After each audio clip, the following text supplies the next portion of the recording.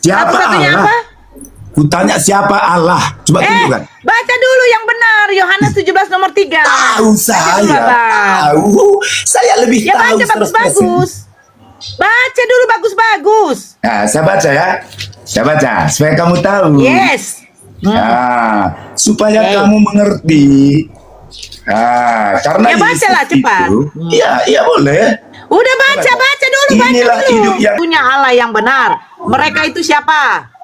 Yesus sendiri, Yesus. Karena Yesus Bahwa itu nama mereka Allah. mengenal Engkau satu-satunya. Mereka itu Iya. merujuk kepada siapa, kata Yesus? Diri sendiri, Yesus sendiri. Karena dia. Ya kan? Mari kutunjukkan Mereka ayatnya. itu merujuk kepada siapa?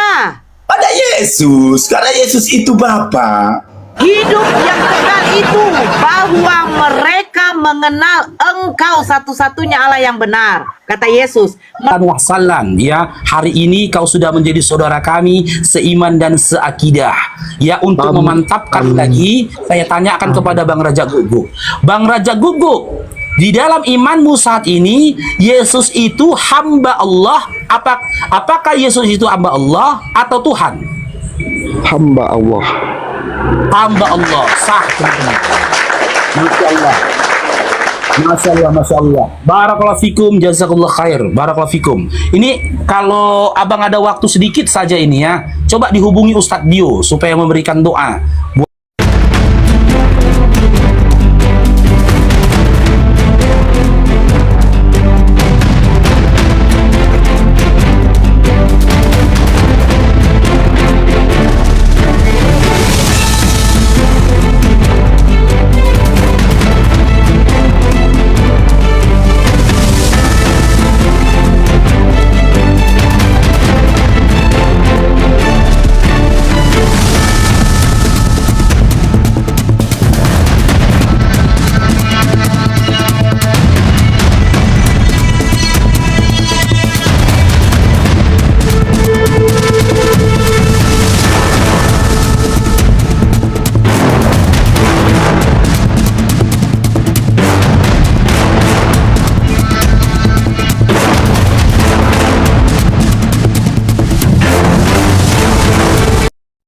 Assalamualaikum warahmatullahi wabarakatuh. Bertemu lagi dengan channel Kristologi Muslim, channel yang akan memperlihatkan diskusi dan debat lintas agama.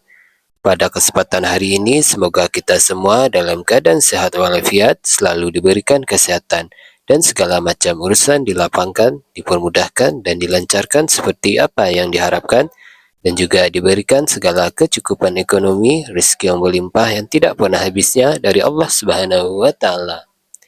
Di video kali ini masih seperti biasa, saya akan memperlihatkan diskusi dan debat lintas agama di mana nantinya apologet Islam dan oknum Kristen akan saling bertanya dan menjelaskan agama masing-masing, yang mana kita akan bisa menilai mana agama yang benar-benar bisa diterima dan dipahami secara akal pikiran manusia yang berakal.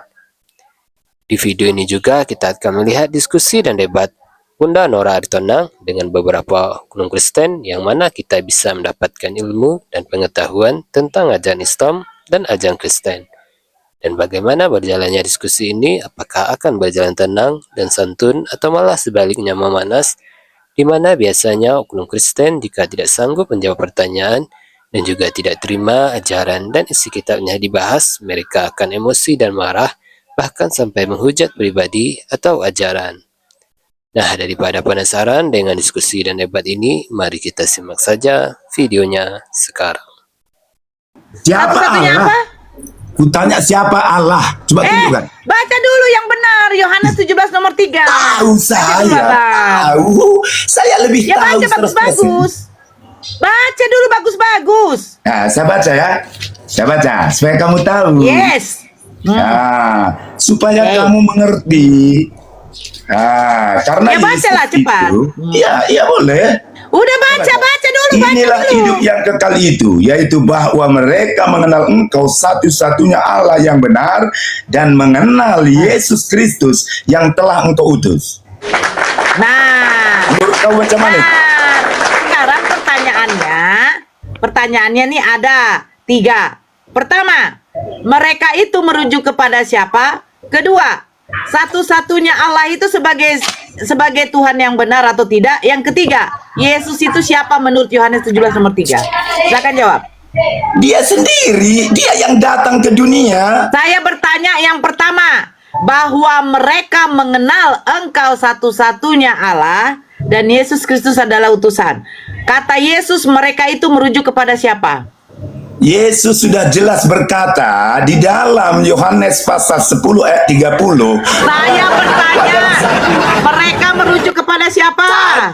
Satu. Saya bertanya, Yesus mengatakan bahwa mereka mengenal Engkau satu-satunya Allah yang benar. Mereka itu siapa? Yesus sendiri, Yesus. Karena Yesus Bahwa itu nama mereka Allah. mengenal Engkau satu-satunya. Mereka itu Iya. merujuk kepada siapa kata Yesus? Diri sendiri, Yesus sendiri. Karena dia. Ya kan? Mari kutunjukkan Mereka ayatnya. itu merujuk kepada siapa?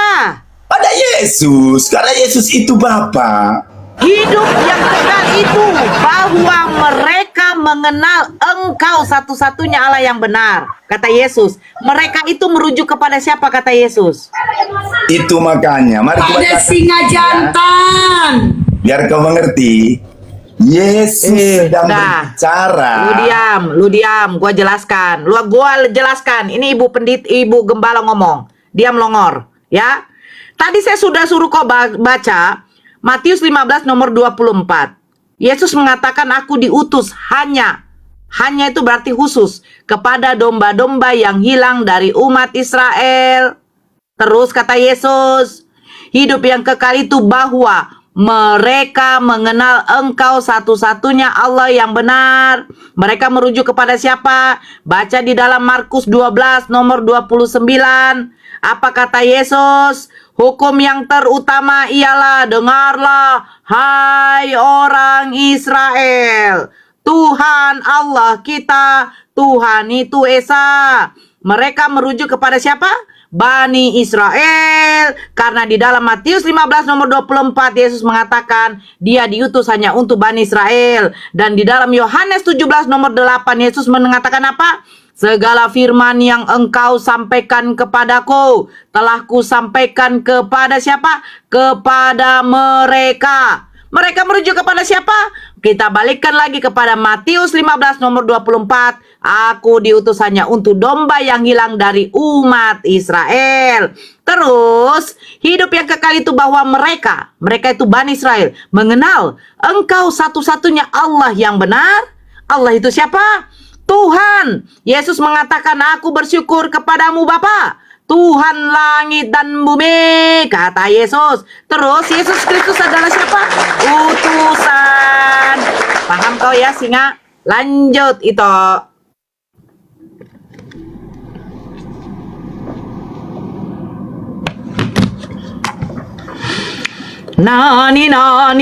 Bentar, aku masih nunggu paket di HP ku satu lagi, bentar. Nanti pakai ini aku ngomong payah kena ban.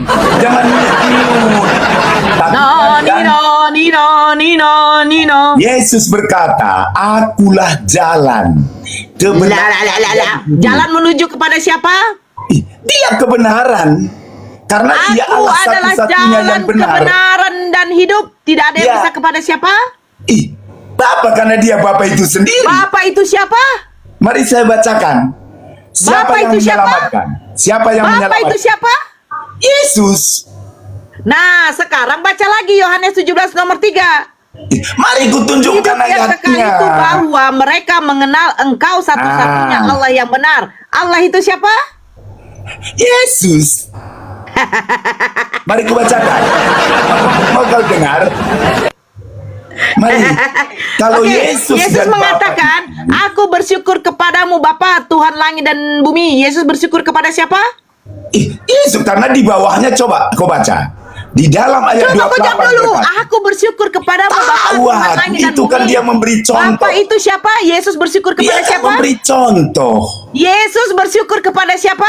Kepada Kepada Bapa memberi contoh. Yesus. Dan Tapi baca Yesus 28. berdoa kepada Yesus. Yesus mengutus dirinya sendiri. Betul? Tapi baca 28.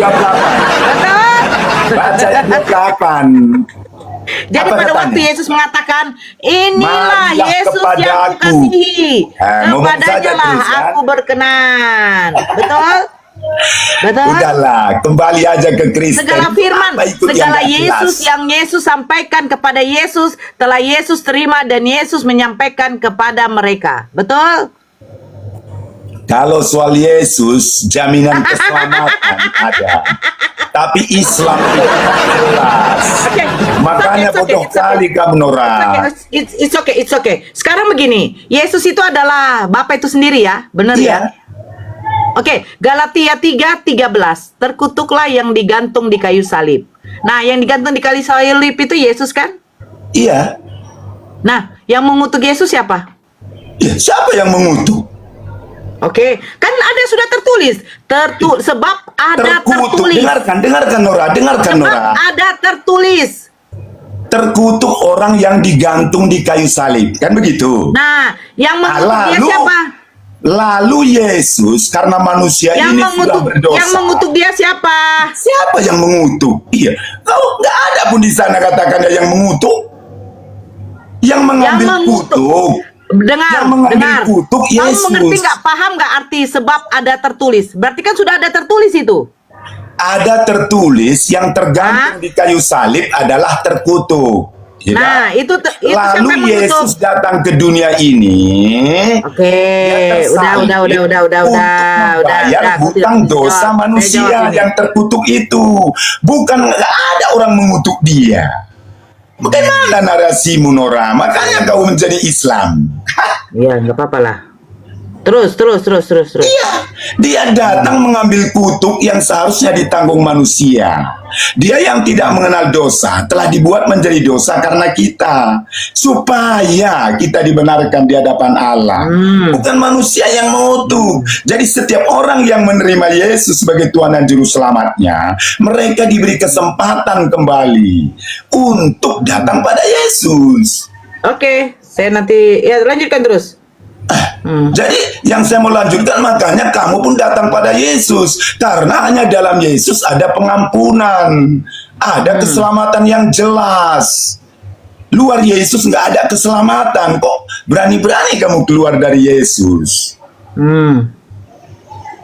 Udah? Udah. Oke, nih. Oke, saya tunjukkan datanya. Siapakah yang berani mengutuk Yesus? Yesus itu Tuhan loh, jangan dikutuk dia. Nggak ada yang mengutuk. Tuhan ya. Iya ini ya. Oke. Oke, nih. Oke, sebentar. Nih, apa katanya sini?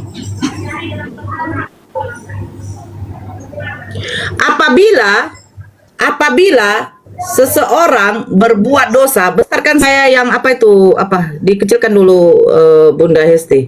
Bentar.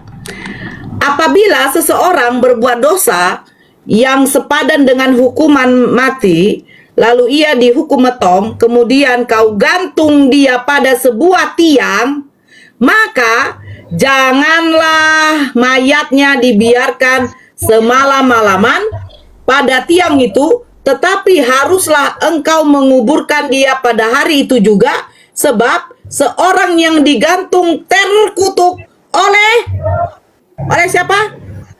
Oleh Yesus. Yesus mengutuk dirinya sendiri. Kalau dia mengutuk dirinya sendiri, Yesus kalau dia mau mengutuk menebus dirinya kita, sendiri. Katanya gini, Iya, karena dia menebus. maka janganlah mayatnya dibiarkan semalam-malaman pada tiang itu, tetapi haruslah engkau menguburkan dia pada hari itu juga, sebab seorang yang digantung terkutuk. Siapa yang mengutuk? Oleh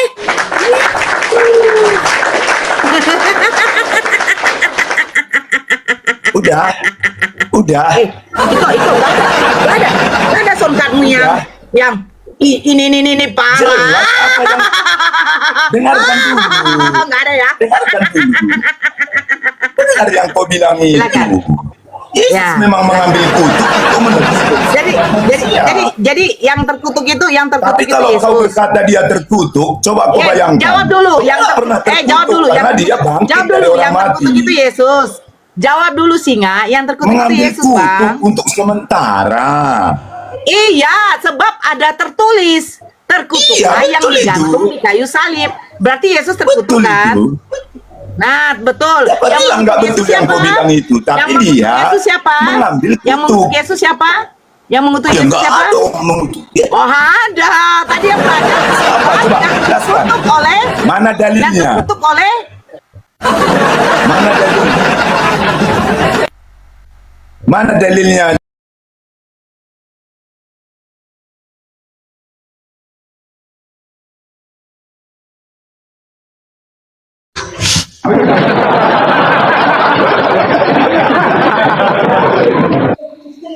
Sao. Ui. Sao. Sorry kan. Oke. Sao. Minta naik tapi ngajedog atuh teh. Minta naik teh atuh ngomong salam ke lamun Islam, lamun aliteng salon. Ngomong atuh ya, kalau naik teh ya jangan gak ngomong. Saya bingung nanti mau ngobrol sama siapa, sama tembok. Aduh, Masya Allah.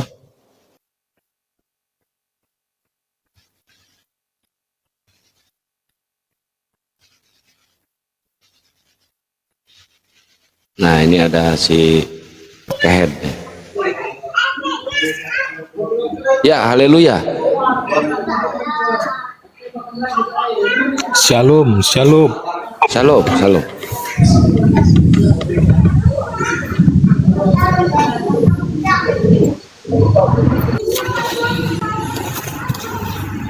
Halo Ompong. Shalom, haleluya, haleluya. Halo, siap. Bang haleluya.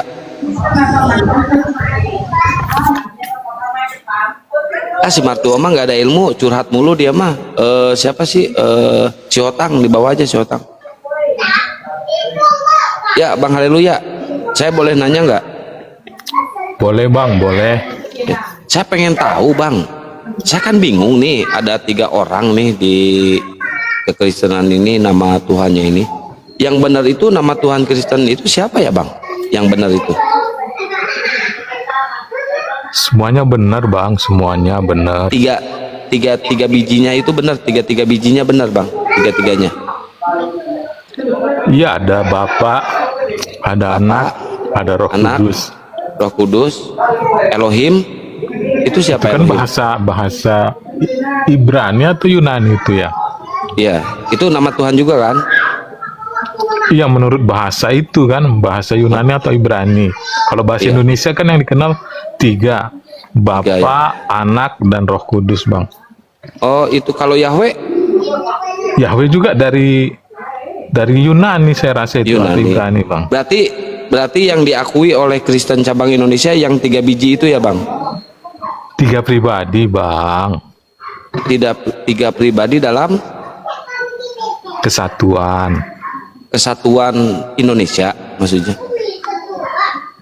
Kesatuan kealahan. Republik Indonesia. Oh, Assalamualaikum. kesatuan kealahan, persatuan kealahan ya. Kayak nama kesebelasan sepak bola, Persatuan Sepak Bola Indonesia, Lebih parahnya Persatuan lagi kayak Kealahan. boy band.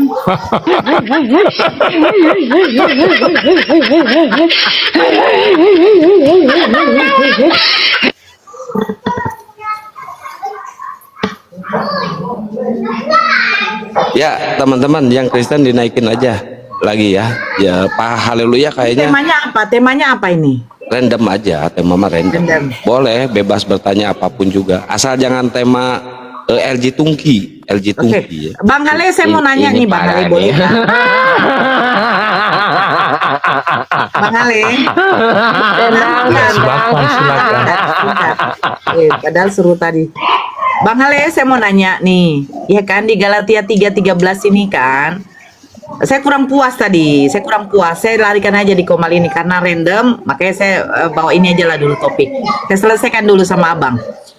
Kan di Galatia 3:13 ini kan, sebab ada tertulis, berarti sudah tertulis ya, benar ya. Betul. Nah, Yesus ini terkutuk di kayu salib, di tiang salib, benar ya. Gak gitu tertulis.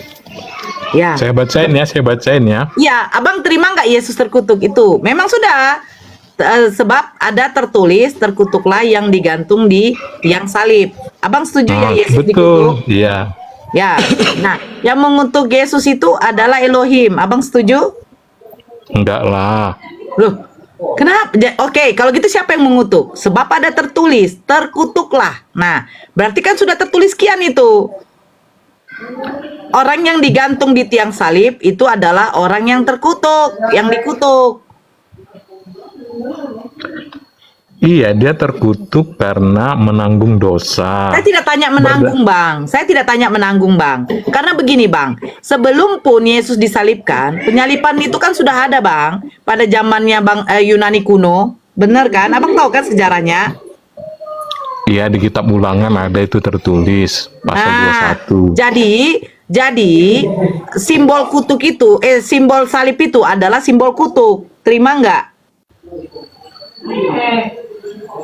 Yang disalibkan, yang terkutuk, salib itu bukan simbol. Oke, kita baca bagaimana? Udah boleh. Oke, saya buka ini ya, Bang. Sebentar.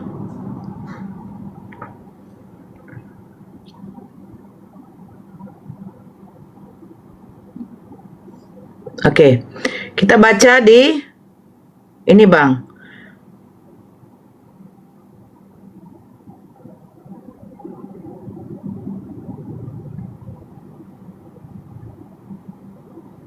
Sebentar, jaringan kurang bagus.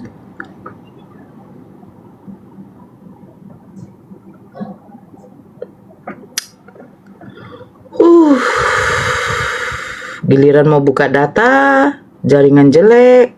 Tadi bagus. Oke. Nih, saya tunjukkan ya.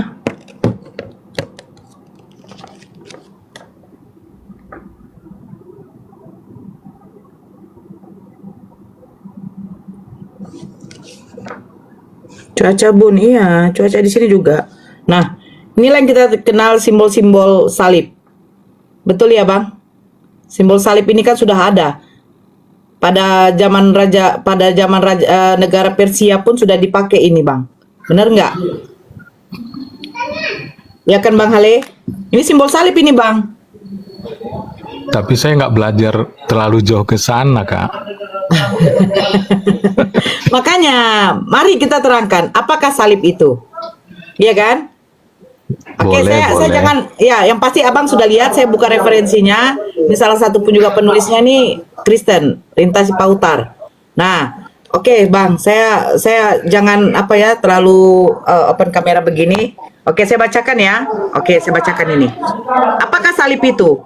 Salib sudah ada jauh sebelum umat Kristen ada, yaitu sejak zaman kuno atau sebelum tahun Masehi. Sebelum tahun Masehi, seperti yang tertulis di dalam Ulangan 21, nomor 21 sampai 23.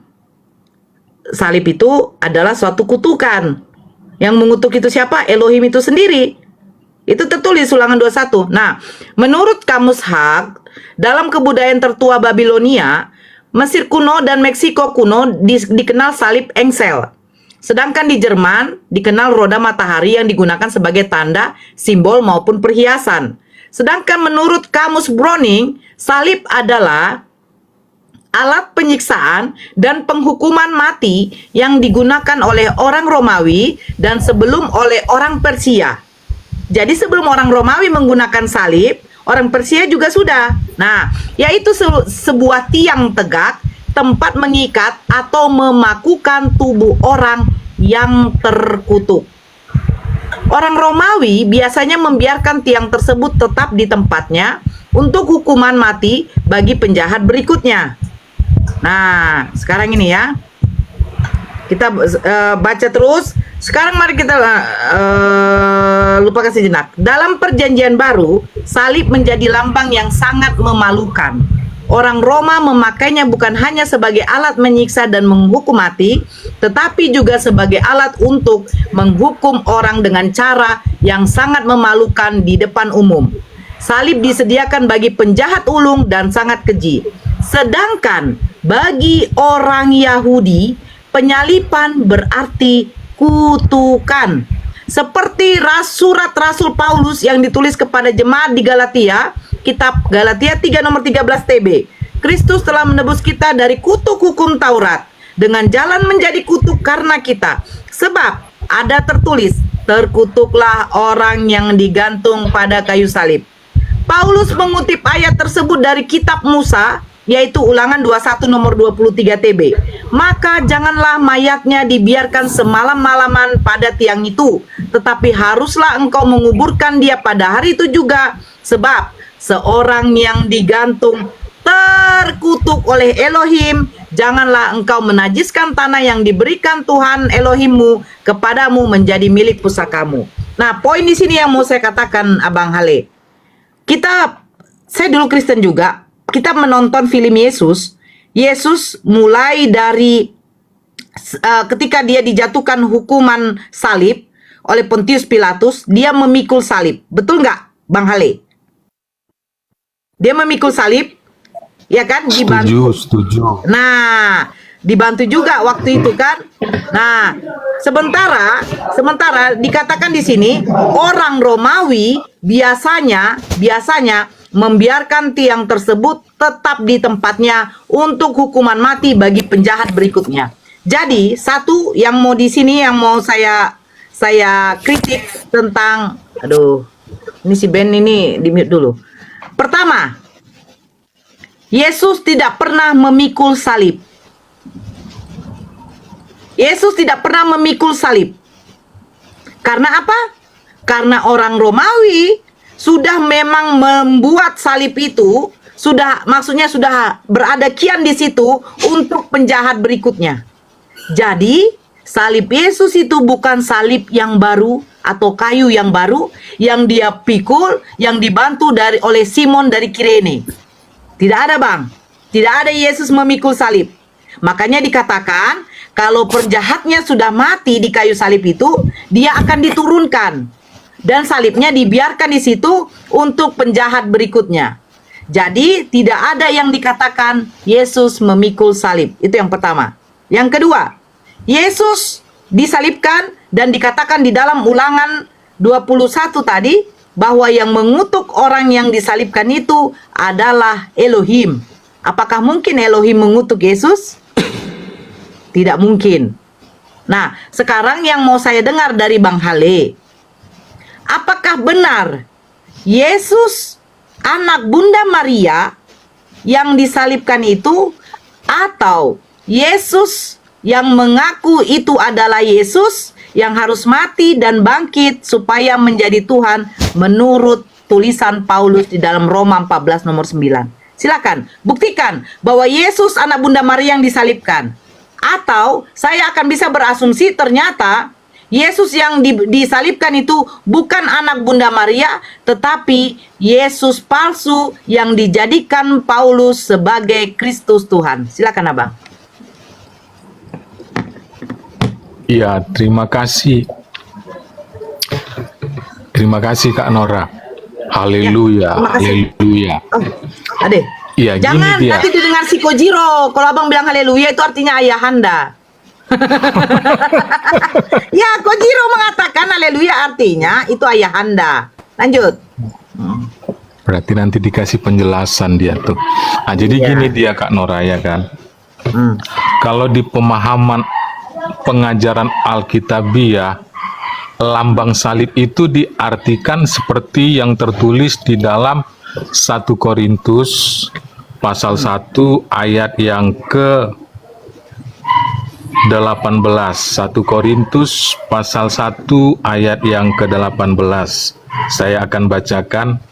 Sebab pemberitaan tentang salib memang adalah kebodohan bagi mereka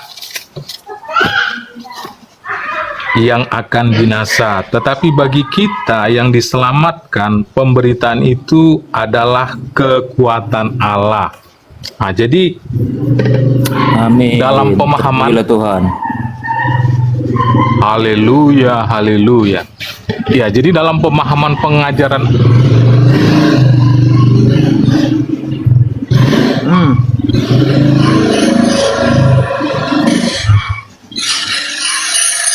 Abang nggak baca Iya, ya jadi- selanjutnya ya Bang ya. Abang nggak baca selanjutnya. Ini yang baru masuk ini gini dulu. Aduh. Abang baca dong. yang Abang mana baca itu, Kak? dong. Yang mana? Jangan dipotong. Sebab pemberitaan tentang salib memang adalah kebodohan bagi mereka yang akan binasa. Tetapi bagi Betul. kita yang diselamatkan, pemberitaan itu adalah kekuatan Elohim. Karena ada tertulis, aku akan membinasakan hikmat orang-orang yang berhikmat dan kearifan orang-orang bijak akan kulenyapkan. Di manakah orang yang berhikmat? Di manakah ahli Taurat? Di manakah pembantah dari dunia ini? Bukankah Elohim telah membuat hikmat dunia ini menjadi kebodohan? Berarti Elohim kamu membuat hikmat dunia ini menjadi bodoh. Iya, Ya. Terus oleh karena dunia dalam hikmat Elohim tidak mengenal Elohim oleh hikmatnya, maka Elohim berkenan menyelamatkan mereka yang percaya oleh kebodohan pemberitaan Injil. Nah, sekarang saya tanya, Paulus memberitakan Injil siapa yang dia beritakan? Baca Ya, dong Yesus selanjutnya, Kristus. Bang. Itu apa? Yesus Kristus. Oke, kita baca ini ya, Bang ya. Injil Yesus Kristus ya, sebentar. Oke, sebentar ya, saya buka ini. Abang buka di dalam Galatia 1 nomor 11. Betulkah itu adalah Injil Yesus Kristus? Tulisan Paulus. Bagaimana Paulus menjadi rasul? Sebab, ini kata Paulus, sebab aku menegaskan kepadamu, saudara-saudaraku, bahwa Injil yang kuberitakan itu bukanlah Injil manusia. Sementara Yesus adalah anak manusia. Pertanyaannya, Injil siapa yang diberitakan oleh Paulus? Aduh, Ya, sempit pemahamannya kali kan- lapor-lapor kiriman orang. Loh, Pemahamannya Injil kan siapa yang gini diberitakan oleh Paulus? Ya, Injil Yesus Kristus, Kak Nora. Loh, sementara dikatakan di sini Injil manusia, bukan dari Injil manusia. Tapi kan tertulis juga dalam 2 Korintus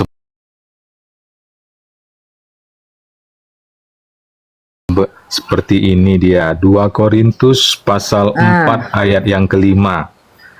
Sebab bukan diri kami yang kami beritakan, tetapi Yesus Kristus sebagai Tuhan. Berarti Yang kan menjadikan Yesus Kristus Tuhan itu siapa, Bang? ya dirinya sendirilah bersama Kita Allah buka Bapa. di dalam Roma 14 nomor 9, Bang. Kan Paulus yang menjadikan Yesus Kristus Tuhan. Coba Roma 14 nomor 9, Bang. Iya, kita ke sana. Sebentar dulu, Ben. Kalau kau tidak bisa, apa kau turun aja. Saya di sini sama abang ini. Nah, coba dibaca, cara Bang. berpikir Nora. Sebab untuk itulah Kristus telah mati dan hidup kembali supaya ia menjadi Tuhan. Yang menjadikan Kristus ini mati dan bangkit itu siapa, Bang? Kehendak Allah Bapa di sorga, Kak. Bang, baca Roma 14 nomor 9. Itu catatan siapa, Bang? Iya, ini memang ditulis oleh Paulus, tapi Nah, kan penjelasannya jadi- ada.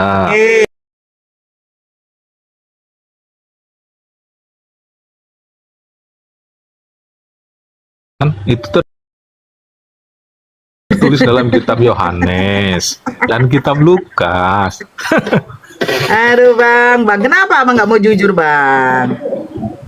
Itulah kejujuran saya, Kak. Saya Apa yang kamu jujurkan, Bang?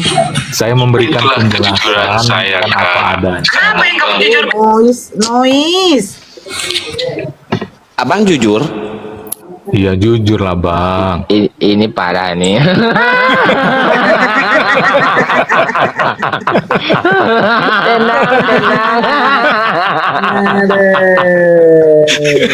Ketawa dia, tahu dia nggak jujur, dia ketawa dia. Enggak, saya jujur loh Bang. Iya, iya. Ya, terus? Ya, saya mau menjelaskan apa yang tertulis dalam kitab Roma pasal 14 ayat Nomor yang 9. ke-9. Iya. Sebab itu Kristus. Sebab jika kita hidup untuk Tuhan, dan jika kita Roma 14 nomor 9 bukan itu bunyinya. Oh iya ya, di bawahnya. Sebab untuk itulah Kristus telah mati dan hidup kembali supaya Dia menjadi Tuhan. Supaya menjadi Tuhan dia harus. Enggak, kan ada lagi penjelasannya itu lah, Kak. Tunggu dulu, itu untuk orang yang hidup dan yang mati kan memang betul. Nah, pertanyaannya, Itulah supaya dia. menjadi Tuhan dia harus. Iya, kan seperti itu. Oke, baca lagi. Baca ini, Iya. Bang. Di dalam Kisah Para Rasul 2. Kitab Roma dulu lah kita selesaikan. Ya, ini dulu, sama, Kak. ini sama. Sama ini. Oke. Kisah Para Rasul 2 nomor 32. Oh, iya. Apa Baik, kata saya Paulus? Apa catatan Paulus dan Lukas? Ayo. Yesus inilah yang dibangkitkan Allah, dan tentang hal itu kami semua adalah saksi. Nah, terus yang di nomor 36-nya. Jadi seluruh kaum Israel harus tahu dengan pasti bahwa Allah telah membuat Yesus yang kamu salibkan itu menjadi Tuhan dan Kristus.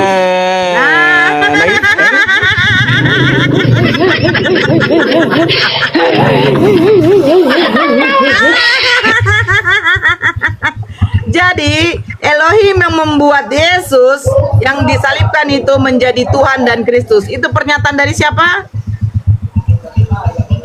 Dari Tuhan yang dituliskan oleh Paulus. Tapi gini loh, Kak. Haleluya. Ya. Oh, tapi gini haleluya. Ini parah ini.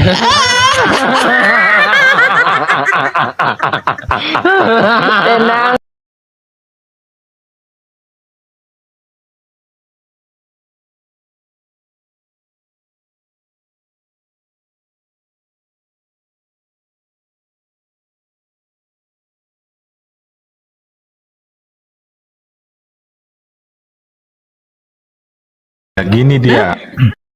Ya gini dia, lu saya tanya, yang menjadikan Yesus Kristus yang disalibkan itu Tuhan siapa?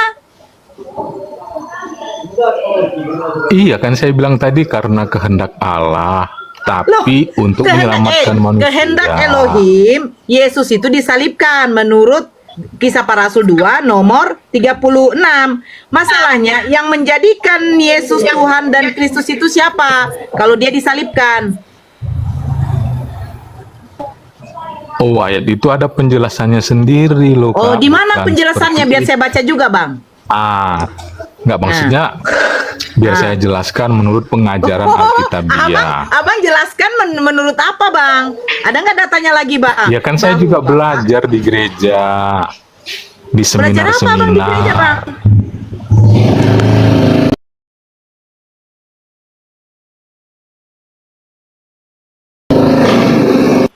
Aduh, noise-nya yang Noise. masuk ini. Moderator yang naik langsung di mute aja, moderator. Jadi seluruh kaum Israel harus tahu dengan pasti bahwa Elohim telah membuat Yesus yang kamu salibkan itu menjadi Tuhan dan Kristus. Ini siapa punya pernyataan, Bang? Iya, pernyataan ini kan ditulis oleh Lukas atas petunjuk Paulus. Nah, jadi di Roma 14 nomor 9, sebab itu Kristus telah mati dan bangkit supaya ia menjadi Tuhan. Itu pernyataan siapa? Pernyataan.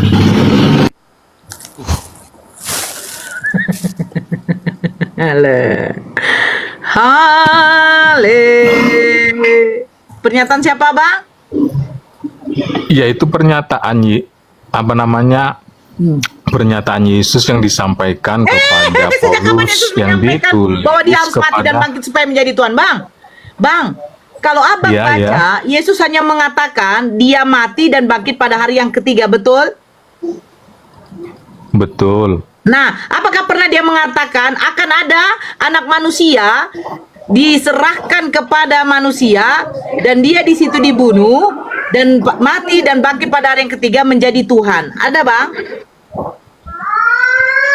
Memang nggak ada, tapi kan ada Memang nggak progresifnya. ada. Jadi yang menjadikan Yesus Kristus itu Tuhan siapa, Bang?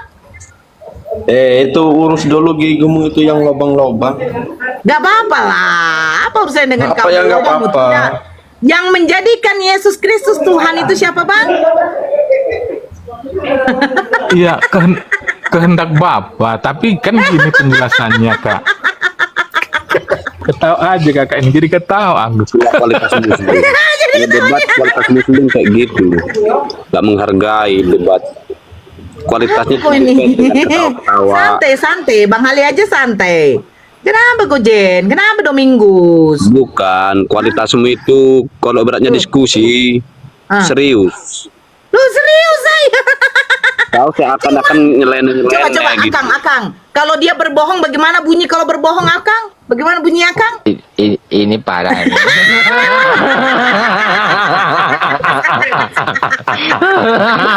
Tenang. Nggak bakalan Gitu dia bunyi, Bang.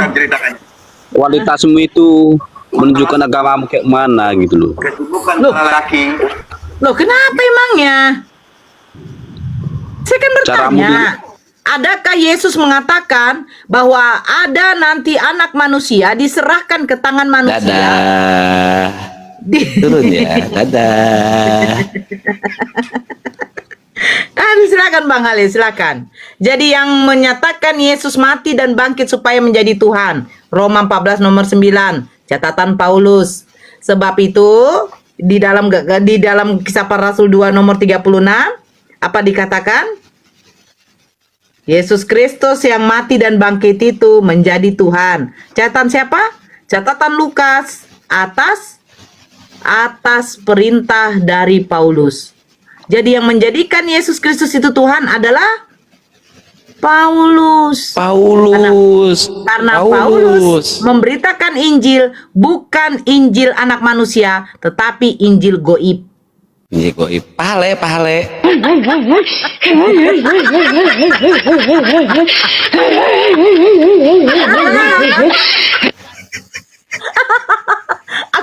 Aku penasaran. Apa nama songkatnya? Ada deh. Oke. Ku cari tahu nanti. Ya silakan Bang Hale buka itu mute-nya.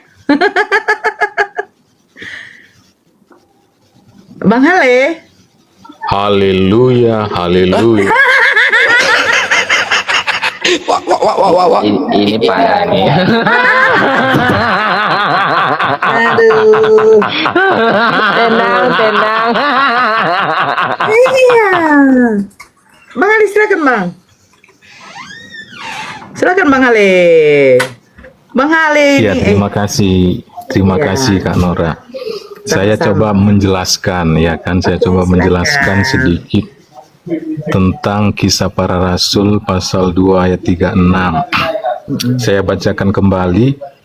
Jadi seluruh kaum Israel harus tahu dengan pasti bahwa Allah telah membuat Yesus yang kamu salibkan itu menjadi Tuhan dan Kristus. Nah, jadi penjelasan menurut pengajaran Alkitabiah, ya kan, bahwasannya Yesus sebagai Tuhan dan Kristus itu diberitakan secara universal. Karena di dalam kitab Lukas pemberitaannya hanya disampaikan kepada beberapa orang, enggak secara universal. Tetapi ini secara universal, secara lebih banyak lagi orangnya. Jadi Bentar, agar Bang Hale kena pelanggaran. orang-orang Bang Hale kena pelanggaran. di mana itu? Di mana? Universal. Bukan universal tapi universal. Itu Gladstone rumah, Gladstone rumah. Salah. Ulangi apa? Hah? Ulangi apa?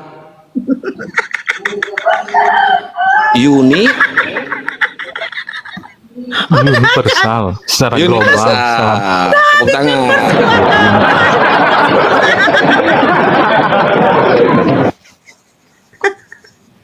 Ya, silakan.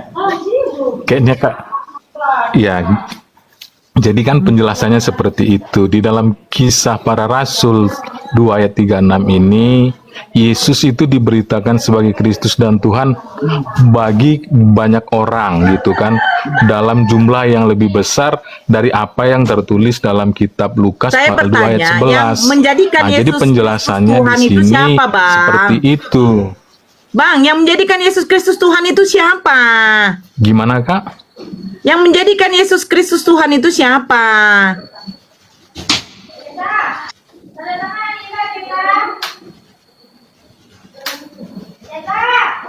Ah. Dia udah dipanggil. Suaranya putus. Putus. Yang menjadikan Yesus Kristus Tuhan itu siapa, Bang? Bukan putus, dia di mute. Yang menjadikan Yesus adalah Tuhan adalah Allah Bapa dan Yesus sendiri seperti tertulis di dalam kitab Bapak nggak Yohanes jujur, pasal 13 nggak jujur, ayat Bapak 13. ngebohong mulu. Pak, jujur Pak, jangan ngebohong Pak. Jujur loh Bang, masa bohong sih? Orang Kristen dilarang berbohong. Oke, orang Kristen dilarang ngebohong. Bacain lagi Bunda ayatnya.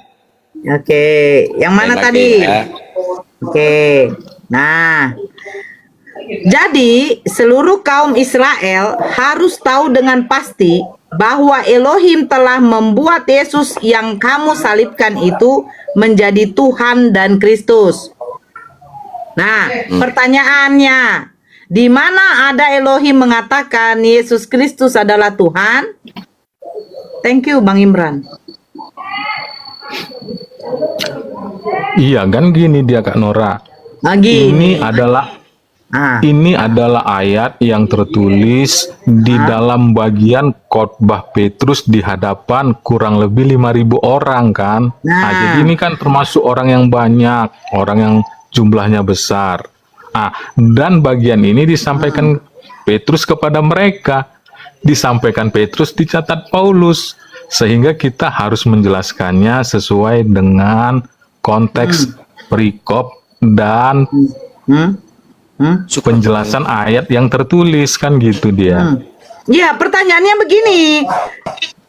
Lukas menuliskan bahwa seluruh orang Israel harus tahu dengan pasti bahwa Elohim telah membuat Yesus yang kamu salibkan itu menjadi Tuhan dan Kristus. Pertanyaan saya, Iya Kak. di mana Elohim mengatakan orang yang disalibkan itu menjadi Tuhan dan Kristus di mana? Kristus siapa yang disalibkan menjadi Tuhan?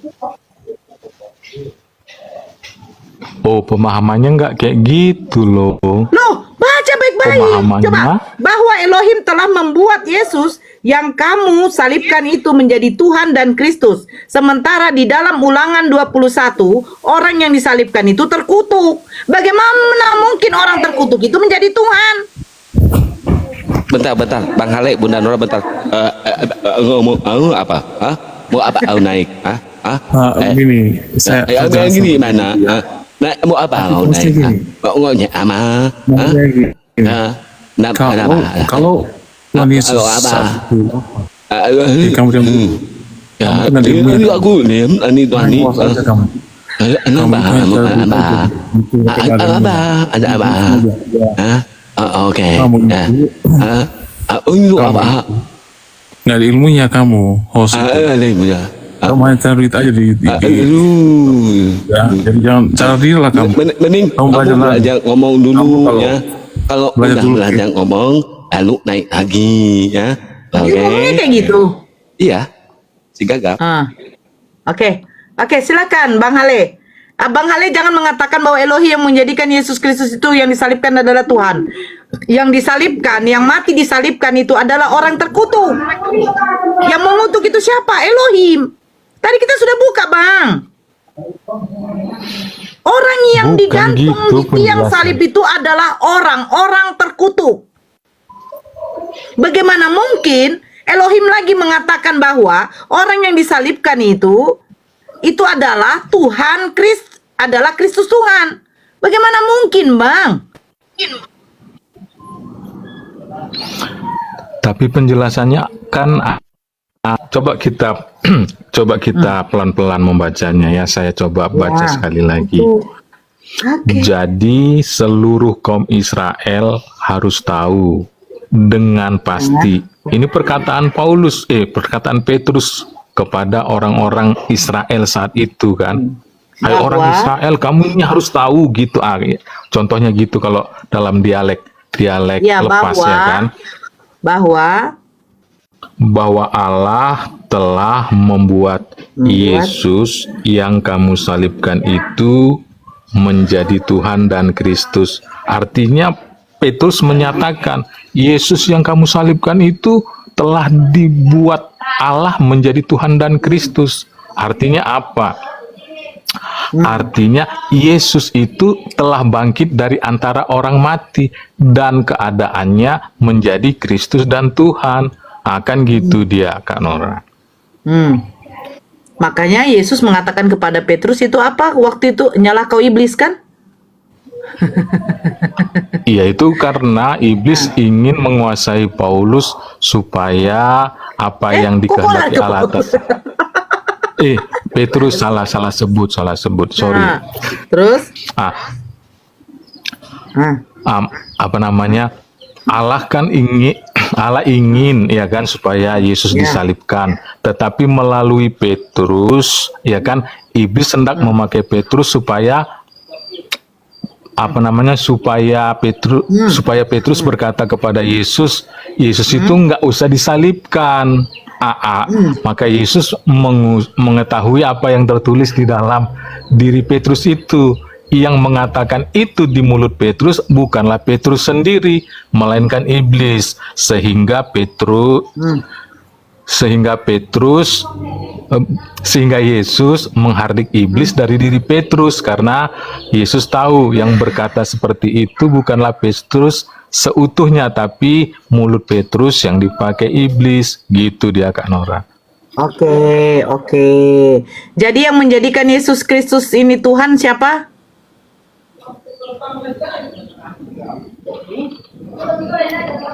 Ya, kalau saya nggak melihatnya ke sana, tapi saya melihatnya seperti yang udah saya bilang tadi kan. Loh, bahwasannya begini Bang, Roma 14 nomor 9, sebab itu Kristus harus mati dan bangkit supaya menjadi Tuhan. Supaya menjadi Tuhan, Yesus itu harus mati dan bangkit. Sementara pernyataan Yesus itu tidak pernah mengatakan anak manusia diserahkan kepada manusia dan dia mati bangkit supaya menjadi Tuhan. Itu nggak ada, Bang.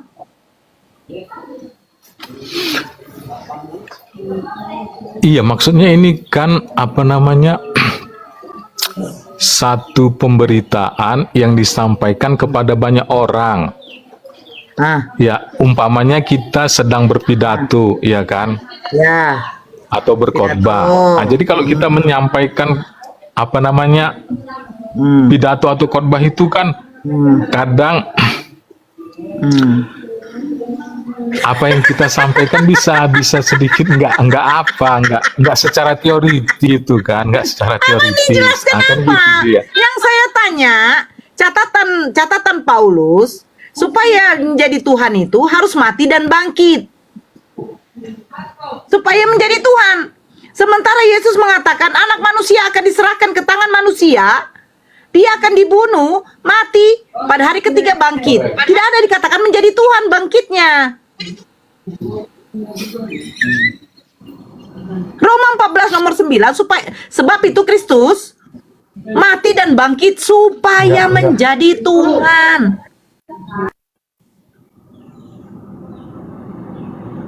Ini bagaimana nih catatan Paulus ini? Mana yang benar ini? Di dalam Kisah Para Rasul 2 nomor 36 dikatakannya, Elohim membuat Yesus yang kamu salibkan itu menjadi Tuhan dan Kristus. Sementara yang disalibkan itu adalah orang yang terkutuk. Apa mungkin Yesus Kristus itu adalah orang yang terkutuk jadi Tuhan? Jadi siapa yang sebenarnya dikutuk oleh Yesus? Dikutuk oleh Elohim? Yesus siapa yang dikutuk oleh Elohim? Itu satu. Yang kedua, Yesus Kristus mana yang telah dijadikan Tuhan? Anak Bunda Maria atau Yesus yang mengaku dia adalah Yesus? Bukankah di dalam Matius 24 apa dikatakan? Berhati-hatilah kamu, akan ada yang mengaku akulah Mesias. Akan ada Mesias-Mesias palsu, akan ada nabi-nabi palsu. Bukankah Paulus perjalanan ke Damsik, dia mengatakan ada sinar yang lebih terang dari matahari jatuh dari langit mengelilingi Paulus dan mengatakan, Saulus, oh Saulus, apakah engkau itu Tuhan?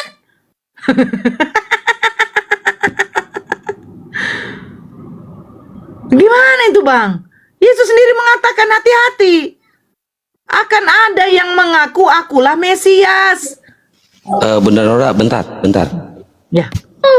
Tuhan. Apa sih itu? Tapi kan setiap ayat ada penjelasannya, Lora. Haleluya, haleluya. Tuhan. Iya, penjelasannya kan ada. Jadi di dalam penjelasan itu kita harus memahami ayat itu dan menerimanya dengan hati yang rela. Yang rela. Kan itu dia. Yang rela dibodohi. Enggak lah, yang rela demi keselamatan. Aduh, Akang lanjut dulu Akang, aku mau mandi. Bang, rela dibodohi nih ya. Abang rela, aku nggak rela. Enggak lah. Aku. Lanjut Akang. Iya, Itu dia, Kak Nora. enggak Bang, kalau misalkan jujur ya enggak gitu juga Bang. Abang di sini dari tadi bernarasi seakan-akan Iya. Akang ini selalu membantah ayat yang ditampilkan oleh Bunda Nora di Bible Bang. Gitu Bang. Bukan membantah loh Bang, tapi karena setiap ayat itu punya penjelasannya Bang masing-masing. Imron, syukran. Kalau kita, ya seperti yang tertulis dalam kitab Roma pasal 14 ayat 9 itu, artinya kan di situ bahwa Yesus itu mati dan hidup supaya ia menjadi Tuhan. Itu kan fokusnya nggak ke sana, tetapi Kristus itu dibangkitkan supaya ia menjadi Tuhan atas orang-orang mati dan orang-orang hidup. Artinya dia berkuasa atas orang mati, atas orang hidup. Bahwasanya orang-orang hidup itu kalau dia berbuat dosa, kegiatan Yesus dia emang bisa pas dihukum. begitu mati Bang waktu Ya. Yesus begitu mati kegiatannya apa dia Bang di dunia orang mati? Kan itu dijelaskan dalam kitab 1 Petrus Bang. Dia memberitakan Injil kepada orang-orang itu kan. Oh, Petrus menyaksikan Yesus lagi menginjili roh-roh atau orang-orang yang sudah mati. Bukan itu maksudnya Bang. Ini parah Tapi nih. Yesus menerima pewahyuan. Kan kata abang Bang tadi Ya. Petrus mengatakan bahwa Yesus itu lagi menginjili orang-orang yang sudah mati. Artinya roh-roh yang sudah mati itu lagi diinjili sama Yesus. Melihatnya seperti apa Bang? Menyaksikan langsung atau gimana Bang? Atau melalui mimpi? Iya, Petrus menerima karunia penglihatan atau mimpi Bang. Oh, Petrus melihat Yesus lagi menginjili makhluk gaib gitu ya Bang. Enggak, maksudnya penglihatan itu bukan melihat secara mata jasmani, tapi melihat secara mata batiniah gitu Bang. Oh, ngelihat secara batin ya Bang, pakai telepati gitu ya Bang ya. Kurang lebih gitu pengertiannya Bang, supaya kita bisa memahaminya kan. Petrus ini paus ya Bang ya? Petrus ini ya Bang? Bagi orang iya Bang, tapi bagi orang Protestan dia adalah Bang Glenn, Yesus, Bang Glenn. rasulnya Yesus. Udah. Ya, Bang Glenn, saya mute dulu, noise banget. Oh, Yesus, Petrus itu rasulnya Yesus ya Bang, yang telah menyaksikan Bang, betul. kalau Yesus lagi menginjili orang-orang yang sudah mati ya Bang. Iya, betul Bang. Bentar, ada telepon.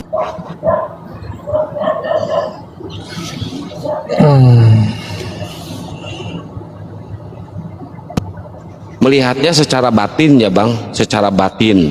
Jadi dia melihat Yesus lagi melakukan penginjilan di dunia orang mati ya Bang ya. Yang memegang kunci surga ini siapa Bang? Yang memegang kunci surga ya Yesus, Bang. Bukannya Petrus? Ya, pertama-tama kan Bang Imran, Petrus syukran. diberi mandat.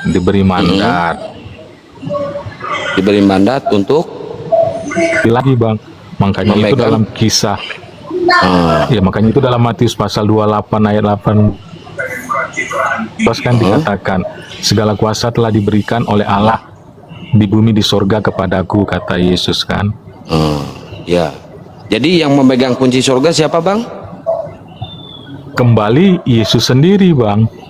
Loh, bukannya Petrus? Iya, mandatnya itu kan udah diambil, Bang, karena Petrus menyangkal Yesus 3 kali, Bang. Oh, diambil secara paksa kunci surganya dari Petrus, diambil sama Yesus gitu ya? Enggak lah, Bang. Kok enggak? Terus diambilnya secara apa Bang? Karena nggak ada yang menjelaskan kitab, saya nggak bisa mengkonfirmasinya, Bang. Coba tunjukkan ayatnya Bang, kalau Yesus telah mengambil kunci surga dari Petrus, ada nggak? Iya, nggak ada sih, Bang, kan. Nah, kita berarti Abang Ibu di memahaminya. sini Bang, salah Bang. Kalau nggak ada ya nggak ada. Sampai detik ini kunci surga Kristen itu dipegang oleh Petrus Bang. Makanya hadirlah paus-paus atau pengganti-pengganti Petrus sekarang ini Bang. Sampai ada pemilihan paus ya, Paus Fransiskus dan paus-paus yang lainnya Bang. Karena apa? Mereka memegang kunci surga Bang. Tapi kan jelas dikatakan itu, Bang, dalam dua. Nggak bisa Bang, nggak bisa. Nggak ada ayat secara eksplisit mengatakan bahwa Yesus mengambil, mau secara paksa atau tidak secara paksa, mengambil kunci surga dari Petrus. Nah, di sini kita mengasumsikan Bang, kalau Yesus itu ternyata tidak masuk ke surga. Yesus masih duduk di gerbang surga, belum masuk. Karena apa? Karena kunci surga masih dipegang sama Petrus Bang. Gitu.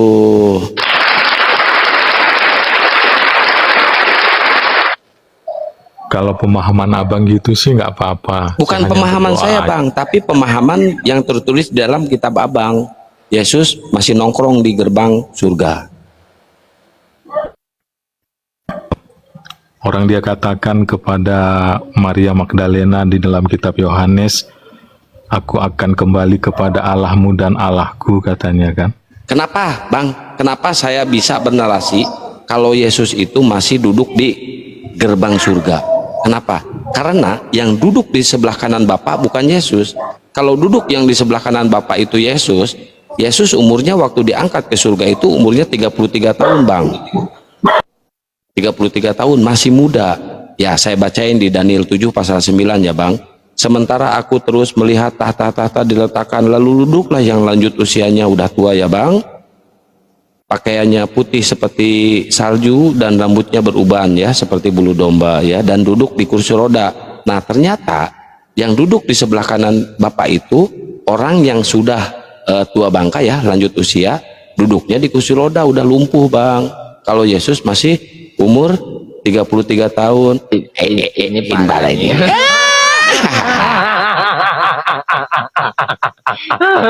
Tenang. Kok saya dipanggil-panggil?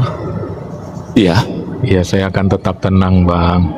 tenang Bang. Abang jangan terguncang Ya, Bang. gini dia loh, Dengan dengan Enggak lah, bukti-bukti Bang. yang saya sampaikan di hari ini Bang. Semoga abang terjamah, terpilah dan terpilih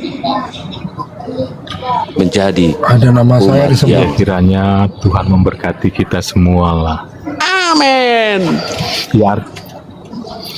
Ya artinya kan gini dia bang. Di dalam Alkitab itu ayat-ayat itu beberapa bagian penjelasannya perlu kita sandingkan dengan ayat-ayat yang lain supaya kita memahaminya. Ya udah, Baik ini ayat mau yang di disandingkan dengan atasnya, ayat yang mana bang? Kalau yang ini bang, yang barusan. yang mana itu bang?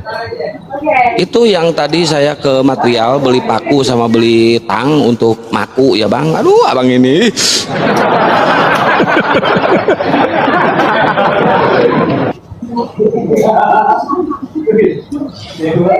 Enggak, saya Palunya lupa saya bawa ayatnya nih. itu yang tertulis di mana tentang apa namanya? Daniel Orang 7 yang pasal duduk di- 9. Oh. Itu kan Saya Daniel 7. Glenn Daniel 7 pasal 9. saya 7 ayat 9. Ya, saya 7 ayat 9. Dan Daniel apa Yesaya, Bang? Glenn Daniel. Oh, itu kan kalau nggak salah pemilik akun TikTok juga itu kalau nggak salah ya. Salah satu nama akun di TikToknya. Iya, jadi kan gini dia itu, Bang. Sementara aku bacain ya Daniel pasal 7 ayat 9. Sementara aku terus melihat tahta-tahta diletakkan, lalu duduklah yang lanjut usianya. Nah, pengertian yang lanjut usianya ini kan dalam pengajaran Alkitabiah dia tidak takluk kepada dunia orang mati. Itu penjelasannya, bukan berarti dia lanjut usia umurnya udah tua renta, bukan gitu loh, Bang. Ya nggak apa-apa, abang mau membantah ayat ini nggak apa-apa, terserah abang. Kalau saya sih bebas-bebas aja bang. Iya, saya juga gitu, Bang, supaya Iya, silakan kalau abang mau membantah kita ayat boleh ini berdiskusi dengan silakan. baik ya kan. Betul bang. Santai aja bang kalau sama saya bang. Enggak, pertanyaan saya sekarang cara memahaminya, menafsirnya itu pakai ilmu kaidah apa ini Bang Hale ini? Gitu loh. Lanjut usia bisa dianggap yang apa tidak takluk dengan kematian tuh dari mana gitu ilmunya tuh? Iya, karena dia kan ada dalam kerajaan sorga ini, Bang Daniel ya. Iya, maksud saya ada kata lanjut usia ini, kata lanjut usia. Kalau di dalam kaidah bahasa Indonesia lanjut usia kan sudah ada artinya apa? Itu kan idiom. Ya. Kalau idiom itu kan namanya kiasan atau satu ungkapan, itu kan sudah ada penafsirannya bahwa ini artinya ini artinya ini ya. Sedangkan tadi abang bilang lanjut usia ini adalah tidak takluk akan kematian. Nah, itu pemahamannya dapat dari mana gitu? Dari kaidah bahasa mana? Karena kalau kita lihat dari bahasa Inggrisnya juga penafsirannya sama dengan bahasa Indonesia. Iya, maksudnya tidak takluk kepada dunia kematian atau maut itu kan berarti dia hidup kekal gitu loh, Bang. Berarti Iya, lanjut apa usia itu ini maksudnya? dia mempunyai kehidupan yang kekal.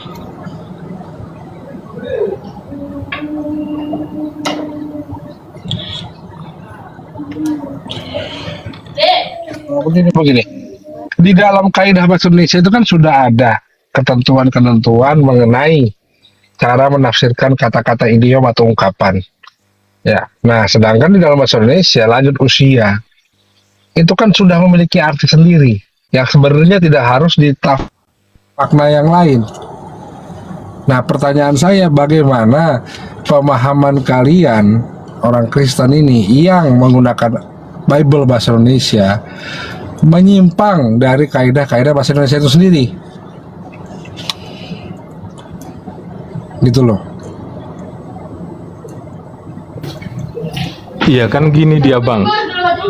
Kalau kita memahami ayat-ayat Alkitab itu kan ada juga kita harus membaca satu perikop, ya kan? Setelah membaca satu perikop, kita membandingkan dengan kitab yang lain. Nah, ternyata kitab Daniel ini juga ada tertulis kan di dalam kitab Wahyu. Nah, perbandingannya ke situ. Nah, jadi dari perbandingan dua judul perikop atau dua bagian ayat, ya kan, atau dua bagian kitab, itu bisa diambil satu kesimpulan. Kesimpulan disitulah yang bisa kita jadikan rujukan untuk menyimpulkan kata-kata yang kurang kita pahami, gitu dia, Bang. Ya, pertanyaan saya, apa anak SD juga paham arti kata lanjut usia? Itu loh. Ya, anak yang baru belajar baca, anak SD kelas 3 atau kelas 4 yang sudah pernah belajar bahasa Indonesia, sudah mengerti susunan kalimat, sudah mengerti apa itu idiom atau dia akan paham arti lanjut usia itu seperti apa. Gitu loh. Nah, jadi begini, ada satu nama ilmu penafsiran di mana apabila kalimat tersebut sudah jelas secara gramatikal, tidak perlu lagi penafsiran. Nah, ini yang maksud saya bertanya nih, tolak ukurnya, parameter apa yang dipakai oleh umat Kristen Indonesia ini untuk memahami isi Bible?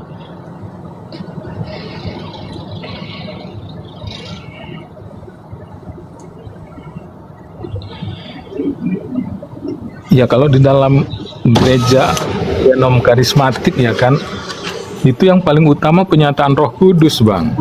Selain daripada kita belajar teologi dari sekolah-sekolah teologi, ya kan, tapi yang paling inti itu biasanya dari hikmat-hikmat yang dikaruniakan oleh Roh Kudus, gitu dia, Bang. Nah, pertanyaan saya, cara menlegitimasi atau justifikasinya Roh Kudus itu hadir apa? Apakah dia Roh Kudus atau Roh jahat? Gimana membedakannya?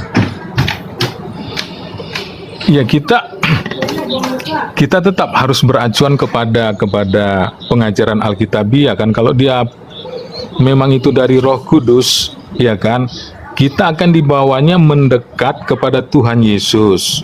Kita dibuatnya akan berjalan di dalam perintah-perintah dan aturan-aturan Tuhan Yesus. Tetapi kalau tidak, biasanya kita akan mundur dari sana, gitu loh, Bang. Itu ciri besar dan utama, Bang. Betul, tetapi begini, Roh Kudus ini, contoh lah, kita paling gampang. Semua penulis Bible itu kan diilhami Roh Kudus, betul ya? Walaupun tidak ada satupun yang pernah bertemu dengan Yesus. Oke. Pertanyaan saya, kalau memang keempat penulis ini dibimbing oleh Roh Kudus yang sama, kenapa banyak ayat yang kontradiksi?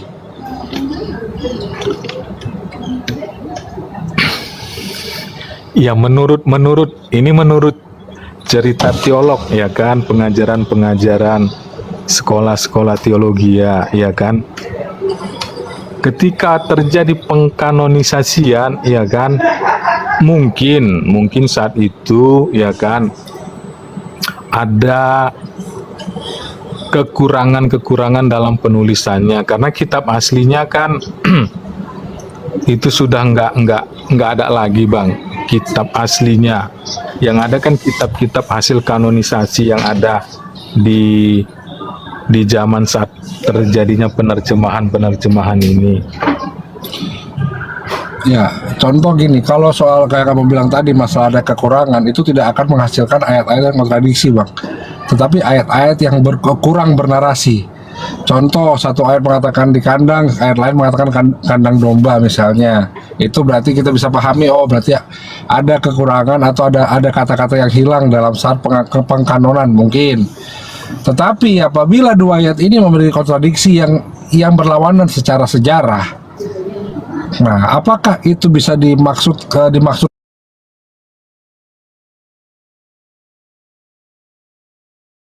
sampaikan kepada umatnya untuk bersunat di zaman sekarang, Islam atau Kristen? Islam, Bang Faruk. Islam. Ketika Yesus berpuasa di dalam Matius 4 dan Lukas 4, dikisahkan dia berpuasa dan diganggu oleh iblis puasanya, ya, agama yang saat ini ya melaksanakan ibadah puasanya masuk ke dalam rukun ibadah wajib di dalam bulan Ramadan dan berpuasa di bulan Ramadan, itu umat Islam atau umat Kristen yang ada ibadahnya puasa? Islam. Islam. Dua ya. Yang ketiga, agama yang bersyukur kepada Tuhan pencipta langit dan bumi ya saat ini Islam atau Kristen? Karena dalam Matius 11:25 ketika Yesus menerima berkat, dia menyampaikan, aku bersyukur padamu Bapa Tuhan langit dan bumi. Di dalam bahasa Arab itu ditranslitkan alhamdulillahi rabbil alamin. Yang bersyukur kepada Tuhan langit dan bumi Islam apa Kristen? Kristen juga itu Bang Faruk. Tapi mereka bersyukur kepada Yesus, Kepada Bapak, bukan kepada Yesus. iya, tapi mereka kan ada yang bersyukur kepada Yesus kan? Itu salah, bagiku salah itu Bang Faruk. Nah, seharusnya ketika Yesus bersyukur kepada Tuhan langit dan bumi, dia menyampaikan syukurnya kepada Tuhannya kan, bukan kepada dirinya sendiri kan? Betul. Nah, yang mengamalkan syukur kepada Tuhan Islam atau Kristen? Islam Bang Faruk. Islam. Yang memiliki peribadatan, ritual peribadatan masuk ke dalam rukun ini sebenarnya, sujud dalam doanya atau dalam ibadahnya Islam atau Kristen? Islam. Islam. Yang mengharamkan daging B2, tidak makan daging B2, Yesus juga tidak makan daging B2, Islam apa Kristen? Islam. Yang mengharamkan pemungut cukai dan juga riba sekarang ini Islam atau Kristen? Islam. Dan di zaman Yesus juga mengharamkan pemungut cukai kan? Betul. Dia marah kepada pemungut cukai kan, hingga si pemungut cukai itu membagi-bagikan hartanya sampai habis. Harta yang selama ini dikumpulkannya dia pemungut cukai, betul? Betul. Nah, berarti yang selaras pada saat ini dengan pengajaran-pengajaran yang disampaikan oleh Yesus, Islam atau Kristen? Islam.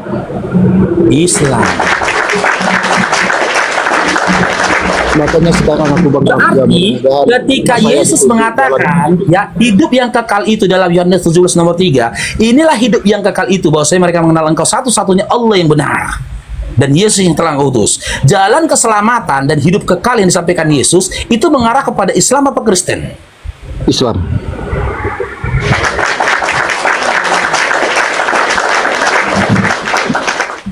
Lantas muncul pertanyaan besar ini kepada Bang Raja Gugup. Kenapa Anda belum bersyahadat?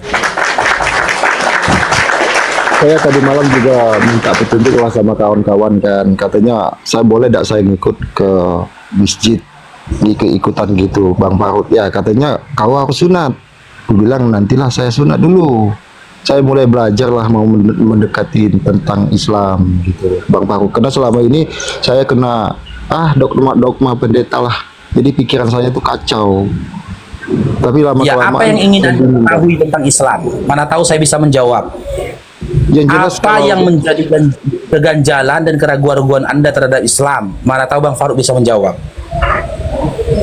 Kebingungan saya gini, Bang Faruk ya. Setiap saya lihat Islam berbondong-bondong ke masjid, saya timbul rasa hati ini iri. Apalagi dengar suara azan, sedih rasanya. Sedangkan kami melakukan di gereja itu enggak seperti itu. Malah saya baca di Bible juga ayatnya dari A sampai Z itu beda-beda. Kadang-kadang enggak masuk akal. Kok Tuhan beranak?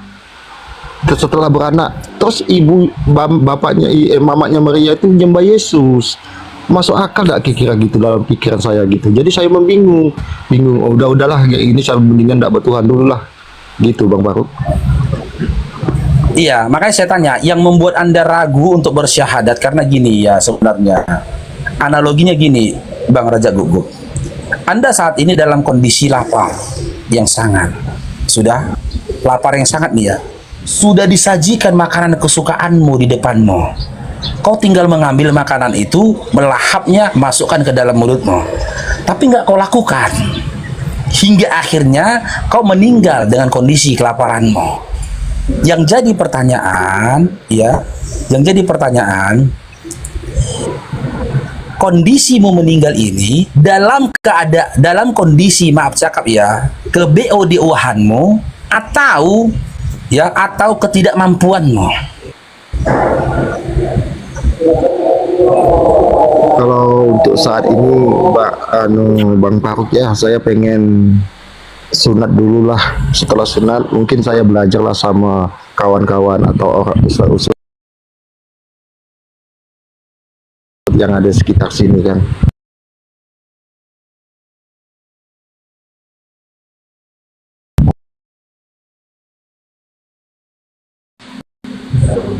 Oke, di Jambi, ya. Sekarang saya tanyakan, karena memang gitu teman-teman, aku dulu waktu baca Bible, ya, aku waktu baca Bible, dimulai dari perjanjian lama saja, sudah ada keinginan untuk bersunat. Apalagi ketika membaca Yesus sunat, ya, dalam kitab Lukas itu, aku kepingin sunat. Cuma pada saat itu kendalanya aku nggak punya biaya untuk sunat, gitu loh. Makanya aku belum bersunat. Kalau Bang Raja Guguk, ya, hal apa yang membuatmu tidak bersunat sampai saat ini, sementara kamu kepingin untuk bersunat, gitu loh? Hal apa?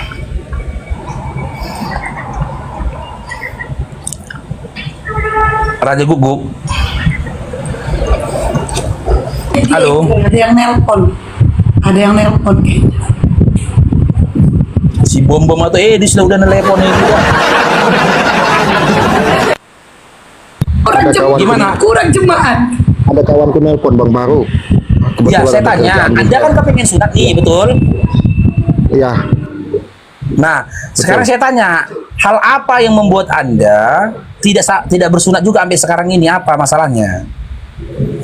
Enggak, saya dulu kan mengikuti orang tua yang Katolik kan. Jadi gimana ya, besar di lingkungan Kristen. Tapi setelah saya lihat lah, semakin hari semakin saya berpikir nih, karena semua ayat-ayat yang isi di Bible itu tidak masuk akal.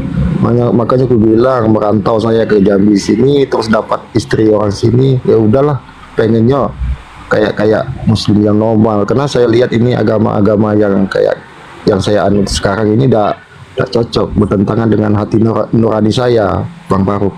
Jadi saya berpikir ya udahlah, berjalannya waktu mungkin kita menuju Bapa lah gitu, yang benar-benar. Ya, berarti apakah Anda sudah utarakan ke istri bahwasanya kekristenan itu sudah kandas dalam diri Anda? Istri di kampung, cuma saya seringlah dia lihat saya masuk TikTok kan, bicara di sini, terus dia komen, udahlah kalau memang dia juga merasa karena ajaran ini tidak bagus juga. Saya kan sering komunikasi sama orang rumah, itu tidak cocok. Orang rumah juga setuju. Mungkin dalam minggu ini saya mungkin sunat dulu, terus saya mungkin ikut-ikutan mempelajari Islam lah, gitu Bang Faruk. Yaudah, gini aja. Kendalanya sampai detik ini Bang Raja Guguk itu nggak sunat, kenapa? A, karena biaya. B, karena takut. Kalau misalnya karena biaya, Bang Raja Guguk, saudara iman kita, saudara iman kami siap membantu. Nanti kumpulin donasi. Saudara iman kami kalau sedekah itu luar biasa, apalagi untuk orang tua. Itu luar biasa. Nanti dulu ke situ. Saya kalau masalah biaya paling-paling kan paling kencang 1 juta enggak, mungkin adalah saya bisa lah gitu Bang Faruk. Tapi kalau masalah ya sudah, jadi saya kenapa? Jadi kenapa belum sunat juga? Berarti takut. Takut enggak, malu Bang Faruk, udah tua kayak gini kan. Loh, kan yang nyunat laki-laki, Bang. Yang nyunat baru malu. Iya, yang nyunat laki-laki, kok malu?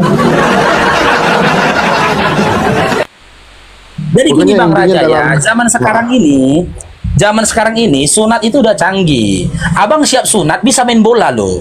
Betul aku bilang. Bisa main bola, bisa lari-larian. Laser ya betul.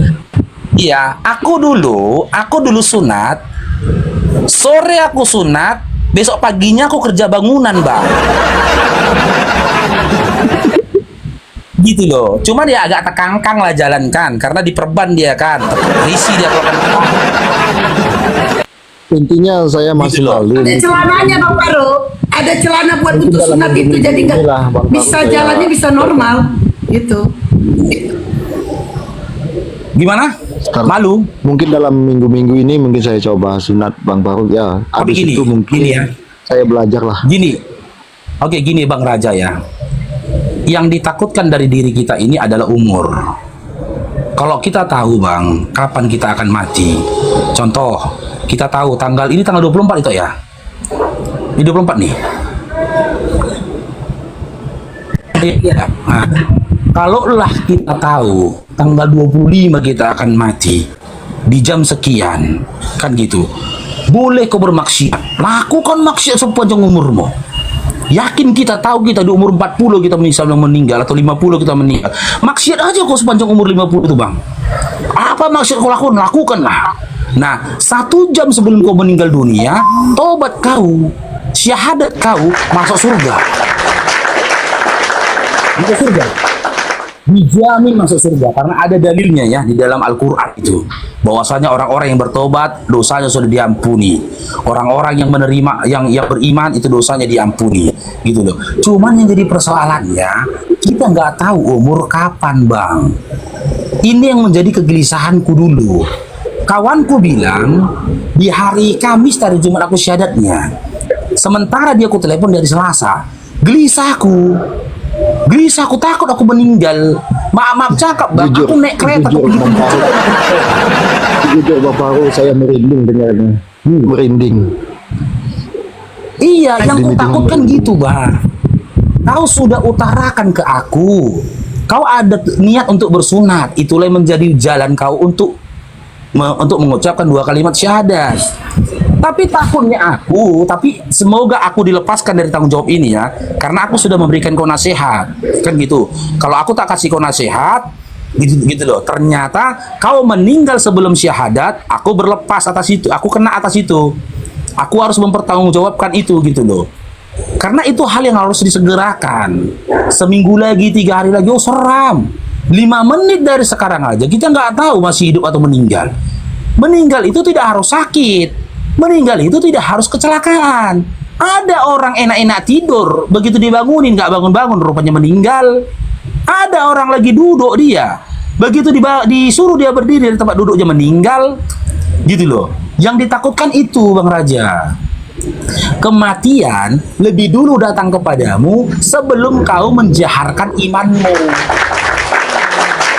Dan kau yakin Mau tanya Bang Faruk, saya mau tanya. tidak kau lawan, karena ini tidak kau lawan, iblis itu, setan itu akan berupaya memanjang-panjangkan angan-anganmu. Itu setan itu. Ya, karena dia menginginnya gitu, nanti aja dulu Raja. Seminggu lagi, tunggu selesai ini baru kau syahadat. Sampai seminggu, dipanjangkan setan lagi angan-anganmu. Aduh Raja, masih ada ini loh Raja. Nanti aja dulu gitu loh. Sembari si setan menunggu kematianmu.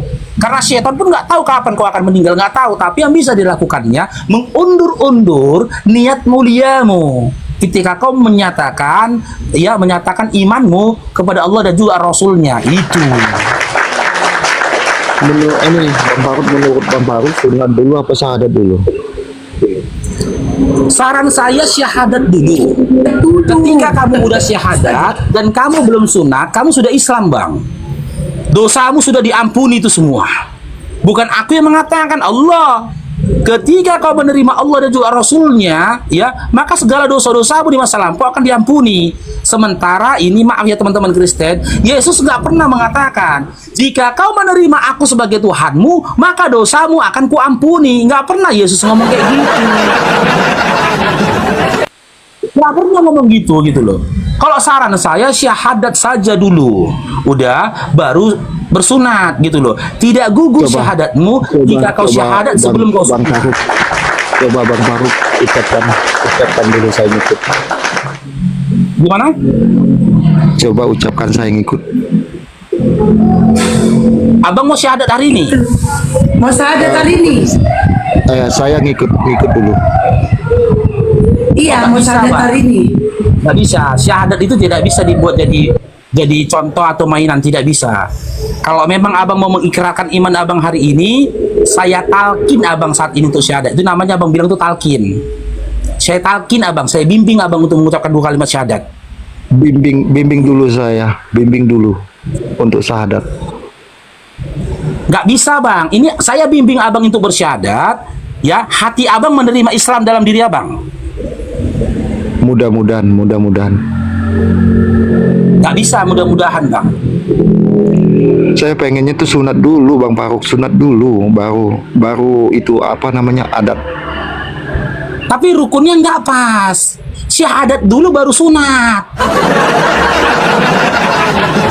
Gitu loh. Gini bang, ketika Anda lapar, mana yang duluan Anda ambil di depan Anda tadi, makanan itu, apa hidangan tadi? Makanan dulu atau minuman dulu? Makanan dulu.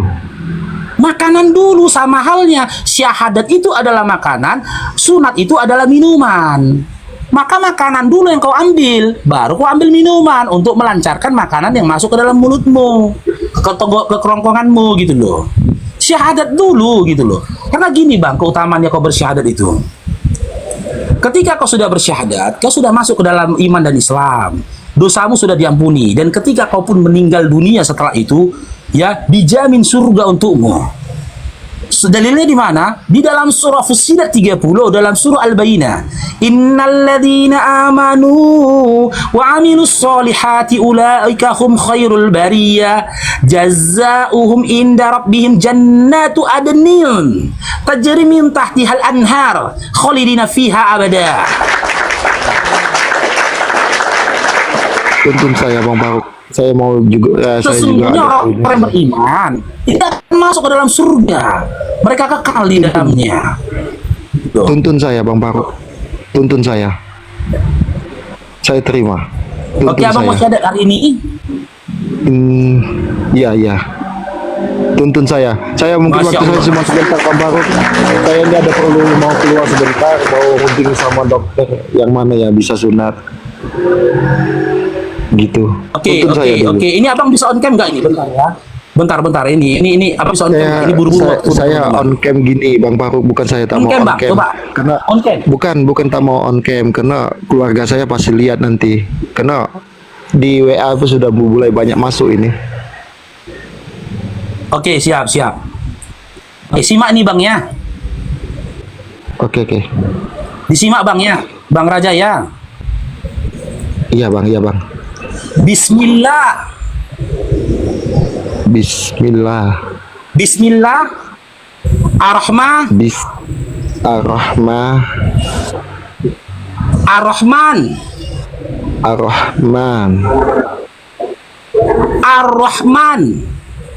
Ar-Rahman.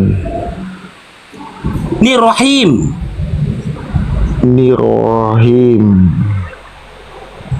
Dengan menyebut nama Allah yang Maha Pengasih, lagi Maha Penyayang. Oke. Bentar ya, tarik napasnya Bang Raja. Tarik napasnya dari hidung, buang dari mulut. Oke, bismillah. Asyhadu Allah ilaha illallah wa asyhadu anna Muhammadur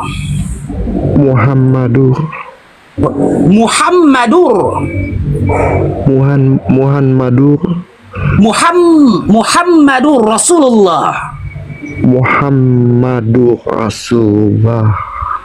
Oke, sekarang artinya ya. Aku bersaksi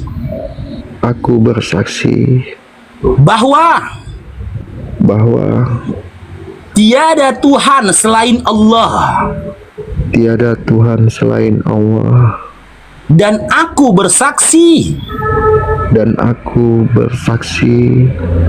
Nabi Muhammad adalah utusan Allah. Sah teman-teman. Masya Allah. Ahlan wa sahlan saudaraku.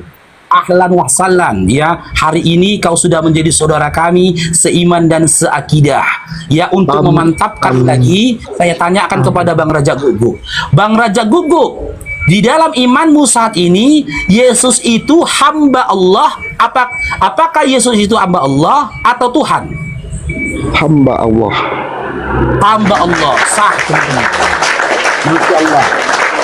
Masya Allah, Masya Allah. Barakallahu fikum, jazakallah khair. Barakallahu fikum. Ini kalau abang ada waktu sedikit saja ini ya, coba dihubungi Ustadz Dio supaya memberikan doa buat Bang Raja Guguk ini.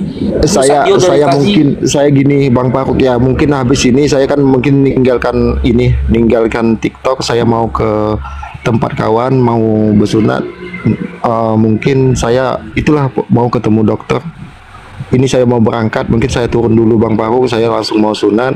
Mungkin kalau Bang Faruk. Ya, sebelum bersunat ini saya sampaikan dulu Bang. Saya sampaikan dulu Bang.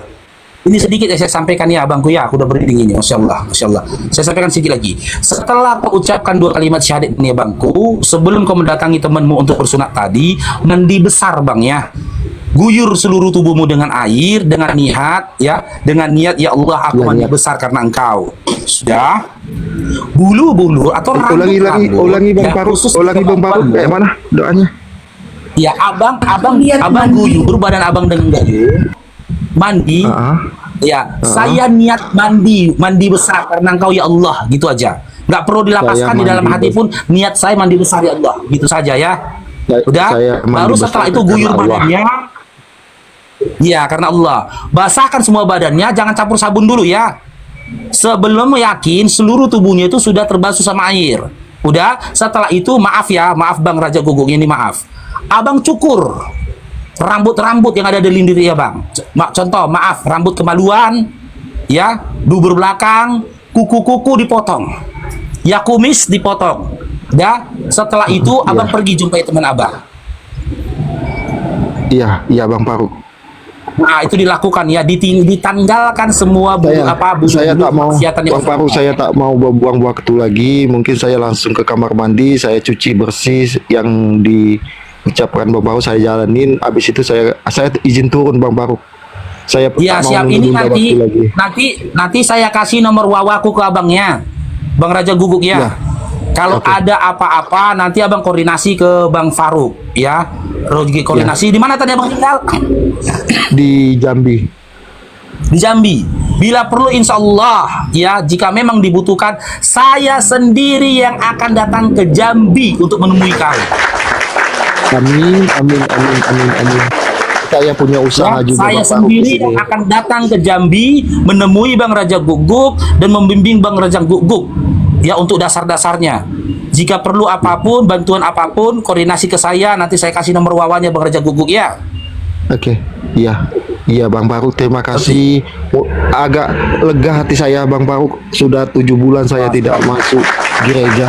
Lega rasanya plong. Saya tak mau nunda-nunda waktu lagi. Saya takut, kata Bang Faruk, mati tidak ada waktunya kapan mau dijemput.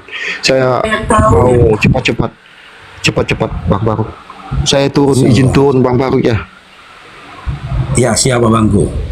Assalamualaikum warahmatullahi wabarakatuh. Assalamualaikum warahmatullahi. Waalaikumsalam warahmatullahi. Waalaikumsalam warahmatullahi. Iya, begitu dia, Masya Allah.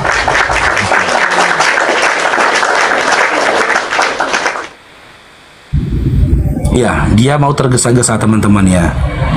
Dia mau tergesa-gesa untuk bersunat. Begitulah kenyataannya teman-teman. Jadi apa yang ku sampaikan selama ini teman-teman ya, khusus kami para mu'alaf ya, yang memang mendapatkan hidayah itu dengan belajar ya. Kami tidak hanya, bisa dikatakan kami tidak hanya berbicara saja gitu loh. Benar kenyataannya, kalau teman-teman Kristen itu baca Bible-nya, itu akan mengarah kepada iman dan Islam. Itu akan mengarah kepada iman dan Islam. Meronta hati ini. Dan tanda pertama, dia gak mau lagi ke gereja karena dia tahu itu sebuah kesalahan. Ketika dia percaya dengan ajaran disampaikan oleh Yesus, dia akan merenung, bahkan dia akan menjadi ateis. Betul dibilang dia kan gak bertuhan. Aku pun dulu gitu Bang, dulu aku begitu. Makanya saya kalau ingat perjalananku dulu Bang, ini jujur teman-teman ya, jujur ya, 5 atau 6 bulan setelah aku putuskan selesai aku belajar Bible, jujur teman-teman, aku sempat punya niat mau bundir aku bang. Kacau pemikiranku, gelisah hatiku. Aku ingin ketemu gitu loh sama Bapak yang telah mengutus Yesus. Pingin kali aku ketemu. Udah sempat itu tali ku taruh di kusin pintu rumahnya mamaku, gitu loh. Tapi akhirnya mungkin itulah pertolongan Allah ya, kuundurkan gitu loh. Kenapa kuundurkan? Karena tidak ada ajaran dari Yesus seperti itu. Ya alhamdulillah kan, aku dapat hidayah itu ketika dengar suara adzan. Sehingga ada pertanyaan dalam hatiku kan, jangan-jangan di sana gitu loh. Tapi kalau kayak si Bang Raja Guguk ini ya semoga Allah mudahkanlah urusan dia ya. Di satu sisi dia sudah menikah, dia punya keluarga gitu loh, dan dia saat ini di Jambi teman-teman. Ya mudah-mudahan dimudahkan Allah urusannya. Nanti aku kontak-kontak sama dia, nomor WA-nya. Tadi itu rekam tadi itu waktu dia syahadat itu direkam. Nanti kirim ya rekamannya. Iya ada. Ya kirim nanti rekamannya. Kirim nanti rekamannya. Kalau rekam dari HP nggak ada, dari YouTube. Jadi kayak mana itu? Iya, rekam dari YouTube aku. Kau rekam lagi lah dari YouTube. Mana ada aku rekam-rekam gitu. Enggak. Ya tadi karena gini kan teman-teman, seharusnya kan Bang Zuma yang mensyahadatkan dia, tapi dia bilang dia terburu-buru kan. Makanya ya supaya disegerakan kan Bang Faruk yang mensyahadatkan dia gitu loh. Dan dia adalah orang pertama yang saya talkin syahadatnya. Dia orang pertama itu, teman-teman. Ya insya Allah setelah ini nanti Bang Faruk akan pantau dia terus gitu loh. Nggak apa-apa teman-teman. Bahkan bila perlu nanti saya yang akan datang ke Jambi, saya datang menemui dia gitu loh.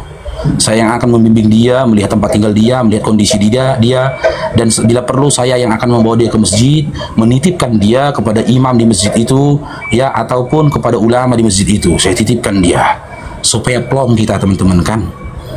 Ya udah sah, yuk. Kalau sahnya udah sah teman-teman. Cuman kondisinya ini kan persoalannya ini kan saya di bawah naungan API. Meskipun SK saya belum keluar, tapi saya adalah sosok yang ditunjuk menjadi ketua API Sumur. Saya sosok yang ditunjuk. Harusnya memang ya ketika seseorang itu yang syahadat di bawah bimbingan saya bisa minta rekomendasi dari apologet Islam pusat untuk mengeluarkan sertifikatnya dia.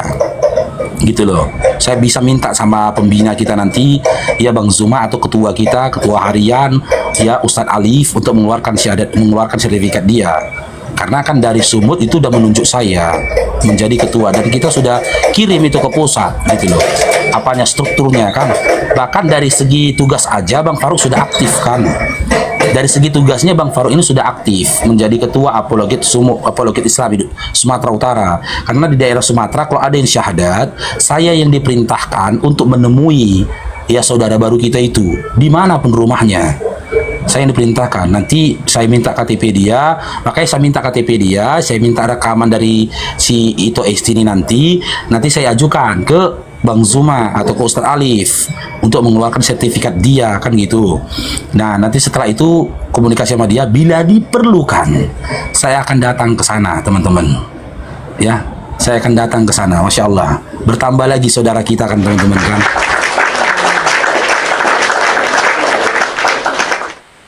Ya, jadi begitu teman-teman ya, perjuangan kita itu tidak hanya di dunia media sosial ini aja, tidak aja di medsos teman-teman.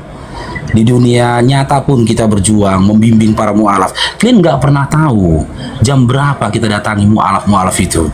Kalian nggak pernah tahu dan nggak kita publish kan hal-hal apa yang tadi kita perjuangkan untuk mu'alaf itu. Bahkan mu'alaf kita itu yang baru itu, yang di daerah Patumba itu, 2 anaknya syahadat beserta mamanya ini mamanya pun belum paham kali tentang Quran. Kemarin aku udah bilang sama dia, ya, tapi aku tidak bawa nama apologet Islam Indonesia. Saya membawa TPA Bang Faruk. Saya bilang sama tetangganya yang bawa dia ke komal saya, cari guru ngaji yang bisa ngajarin orang ini dari maghrib menuju isya atau waktu yang mereka bisa. Ya, privat kepada mereka. Nanti honornya masuk ke dalam manajemen TPA Bang Faruk. Saya bilang, setiap bulannya nanti saya transfer ya untuk guru dia. Jadi di situ kan salah satu guru kita Pak Usaini pun datang juga. Saya bilang, Pak nanti masukkan Pak ya, saya bilang. Jadi guru di TPA kita itu ada 6. Satu nanti guru mereka ini, saya bilang. Di mana honornya nanti pertanggal sekian kita transfer nanti honor dia. Oke kata dia, jadi 6. Kalian pikir ketika aku ngomong kayak gitu ada uangku? Gak ada uangku. Gak ada uangku. Wallahi modal nekat. Tapi aku minta sama Allah, mudahkan ya Allah, mudahkanlah ya Allah, gitu loh. Ya kalau memang disuruh semua belajar, udah nggak apa-apa, ya kan? Kayak mana pun kita berupaya mencari dananya itu. Setidaknya mereka sudah bisa baca Quran. Setidaknya poin utamanya mereka itu sudah bisa baca Quran. Karena gini teman-teman ya, ada hal yang nggak bisa dijelaskan. Masya Allah, syukran Bang Lufi, barakallahu fikum. Ada hal yang tidak bisa dijelaskan, ya. Ada rasa yang tidak bisa diutarakan kepada orang-orang yang sudah bisa baca Quran mu'alaf ini. Ada candunya, Bang. Makanya orang-orang yang murtad itu rata-rata itu nggak bisa baca Quran, rata-rata itu. Mu'alaf dia baru murtad, dia nggak bisa baca Quran itu. Kalau dia bisa baca Quran nih, taruhannya nih. Bisa dia baca Quran, belajar dia cara baca Quran, dia mulai baca ini, praktekkan ini apa ilmu dia cara membaca Quran dari surah Al-Fatihah, jalan dia terus menuju surah Al-Baqarah. Setiap waktu itu kecintaan dia, kerinduan dia terhadap Quran mulai tumbuh dalam hati dia. Dia akan berpikir gini, kerinduan dia tuh kapan baca Quran lagi aku ya? Kapan baca Quran lagi aku ya? Kalau dia kerja begitu, karena itu yang kurasakan dulu. Kerjaku dulu, Bang. Karena kan aku punya waktu khusus untuk baca Quran gitu loh. Cair dong, diberkati Bang Arcan. Aku tunggu waktu itu untuk baca Quran. Bahkan dulu di hari libur, kalau hari libur teman-teman, aku dari subuh selesai sholat subuh, nanti sampai mau zuhur, kalau nggak dipanggil biniku nggak pulang aku dari masjid. Dulu. Gak pulang aku ke rumahku, gak pulang aku dari masjid. Kadang sampai ditelepon biniku, pulanglah dulu kau, katanya, pulang aku. Zuhur, siap zuhur pun begitu sampai asar. Gak pulang aku dari zuhur sampai asar baca Quran. Beserta dengan artinya, enak kali aku bacanya. Dan berangsur-angsur, ketika ada satu hari aku tidak buka mushaf Quran, ini orang-orang yang udah terbiasa baca Quran pasti merasakan ini. Ketika dalam satu hari tidak membuka mushaf Quran itu dan tidak membacanya dari mushaf itu tadi, gelisah hatinya. Kayaknya ada yang kurang gitu loh. Apa yang kurang dari diriku ya? Apa yang kurang hari ini ya? Teringat dia, oh, aku belum baca Quran. Datang dia ke Quran, hadir sakinah dalam dirinya. Hadir. Bahkan aku pribadi nih teman-teman, kalau aku sakitnya tidak parah kali, sakit gigi lah, migrain lah, ya kan, gak enak badan lah, kan gitu. Yang dikejar dulu apa? Quran gitu loh. Coba baca dulu Quran ini. Mana tuh dapat, ya insya Allah aku dapat kesembuhan dari sini, karena Quran adalah adalah syifa, kan gitu. Benar teman-teman, kita dapati kesembuhan. Dapati kita kesembuhan ketika kita membaca Al-Quran itu tadi. Makanya mu'alaf ini dicondongkan dulu dia kepada Quran, supaya ada kerinduan dan kecintaannya terhadap Quran. Seiring dengan itu nanti dia akan lancar untuk belajar. Cair dong, diberkati lah kawan. Begitu teman-teman ya. Makanya aku membuat TPA itu, di mana TPA itu bergerak di Quran gitu loh, supaya anak-anak itu punya petunjuk di dalam hidupnya gitu teman-teman ya. Berakhir sudah diskusi dan debat para apologet Islam yang telah memberikan kita ilmu dan pengetahuan tentang ajaran Islam dan ajaran Kristen. Semoga ilmu yang kita dapat dari diskusi dan debat ini dapat membentengi kita dari permutatan, yang mana pada saat sekarang banyaknya misionaris mencari muslim yang awam untuk dimurtadkan. Saya akhiri video ini. Terima kasih kepada saudara-saudari muslim semua yang telah mengikuti diskusi ini sampai habis. Sampai ketemu lagi dan nantikan video-video diskusi dan debat apologet Islam selanjutnya. Assalamualaikum warahmatullahi wabarakatuh.